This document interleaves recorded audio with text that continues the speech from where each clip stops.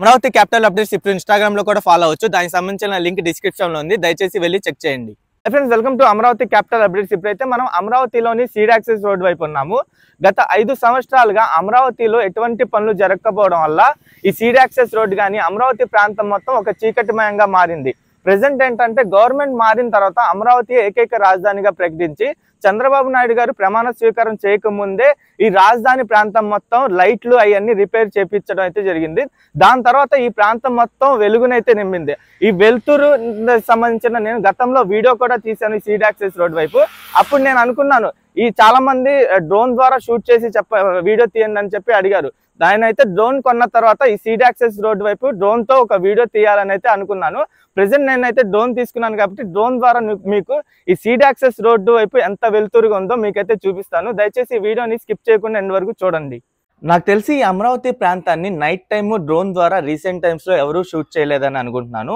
ఈ వీడియోని వీలైతే ఎంతమందికి షేర్ చేయగలిగితే అంతమందికి షేర్ చేయండి. అమరావతి నైట్ టైం ఎలా ఉంటుందో అందరికీ తెలిసిద్ది. ఇక్కడ మీరు చూడొచ్చు ఈ సీడ్ యాక్సెస్ రోడ్డు మొత్తం. యాక్చువల్గా ఈ సీడ్ యాక్సెస్ రోడ్డు ప్రెసెంట్ అయితే వెంకటపాలెం దగ్గర నుండి ఒక హైవేగా యూజ్ చేసుకుంటున్నారు. ప్రెసెంట్ యాక్చువల్ ప్లాన్ ప్రకారం ఏంటంటే ఈ సీడ్ యాక్సెస్ రోడ్డు కనకదుర్గమ్మ వారధి దగ్గర నుండి స్టార్ట్ అవ్వాలి. ఇక్కడ మీరు చూడొచ్చు, ఇక్కడ రైట్ సైడ్ లో శ్రీ వెంకటేశ్వర స్వామి వారి టెంపుల్ కూడా ప్రెసెంట్ ఆ టెంపుల్ అయితే క్లోజ్ చేశారు. అందుకనే లైటింగ్ అంత ఇదిగా కనిపించట్లేదు. కానీ ఈ సీడ్ యాక్సెస్ రోడ్ వైపు చూడండి లైటింగ్ ఎంత ఇదిగా కనిపిస్తుందో. యాక్చువల్గా కనకదుర్గమ్మ వారధి దగ్గర నుండి స్టార్ట్ అవ్వాల్సిన సీడ్ యాక్సెస్ రోడ్డు ప్రెసెంట్ ఏంటంటే ఆ వెంకటపాలెం దగ్గర నుండి అయితే యూజ్ చేసుకుంటున్నారు. ఆ ప్లాన్ ప్రకారం మొత్తం 21 కిలోమీటర్లు. ఇది ఏంటంటే తాడేపల్లి దగ్గర నుండి స్టార్ట్ అవ్వాలి.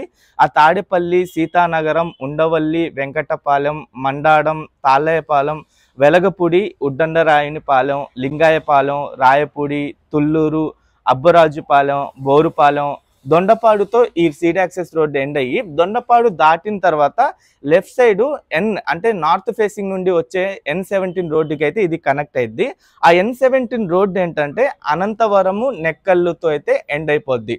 ఇక్కడ మీరు చూడొచ్చు మొత్తం అమరావతి ప్రాంతం మొత్తం ట్రంక్ రోడ్లు 34 ట్రంక్ రోడ్లు అయితే ప్లాన్ చేస్తున్నారు. ఆ ట్రంక్ రోడ్లలో అతిపెద్ద రోడ్డు అయితే ఈ E3 road, seed access road. ఈ మొత్తం 34 రోడ్లు అన్నీ కంప్లీట్ అయ్యి ఈ మొత్తం రోడ్డు ఇలాగే ఉంటే ఎంత అద్భుతంగా కనిపించిద్దో అమరావతి ప్రాంతం మీరు ఊహించుకోవచ్చు. ప్రెసెంట్ ఏంటంటే ఆ 34 రోడ్లకు సంబంధించిన ఒక్కొక్క పనులు అయితే స్టార్ట్ అవుతున్నాయి ఇప్పుడిప్పుడే. అలాగే సీడ్ క్యాపిటల్ ఏరియా వైపు కూడా ఈ బిల్డింగ్స్ నిర్మాణానికి సంబంధించిన పనులు కూడా ఒక్కొక్కటిగా స్టార్ట్ అవుతున్నాయి. అలాగే అమరావతి వర్క్ స్పీడప్ చేయడం కోసం ఏపీ గవర్నమెంట్ ఆంధ్రప్రదేశ్లో ఉన్న నిరుద్యోగులందరినీ రాజధాని నిర్మాణంలో ఉపాధి కల్పిద్దాం అనుకుంటుంది.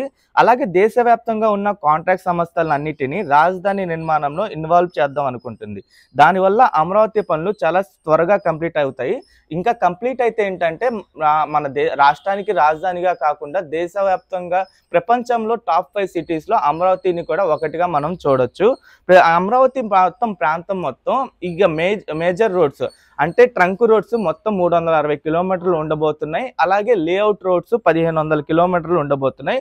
మొత్తం రోడ్లు కంప్లీట్ అయ్యి మొత్తం రోడ్ల మీద ఇలాగే లైటింగ్ కానీ గ్రీనరీ కానీ ఏర్పాటు చేస్తే ఎంత అద్భుతంగా కనిపించిద్దో ఆలోచించుకోండి. ఓకే ఫ్రెండ్స్, నేను ఈ వీడియో అయితే ఇక్కడితో ఎండ్ చేస్తున్నాను. ముందు మీకు సీడ్ క్యాపిటల్ ఏరియా కూడా డ్రోన్ ద్వారా నేను షూట్ చేసి చూపిస్తాను. ఛానల్కి ఫస్ట్ టైం వచ్చినట్టయితే ఛానల్ని సబ్స్క్రైబ్ చేసుకోండి. ఈ వీడియో నచ్చితే ఒక లైక్ చేసి సపోర్ట్ చేయండి.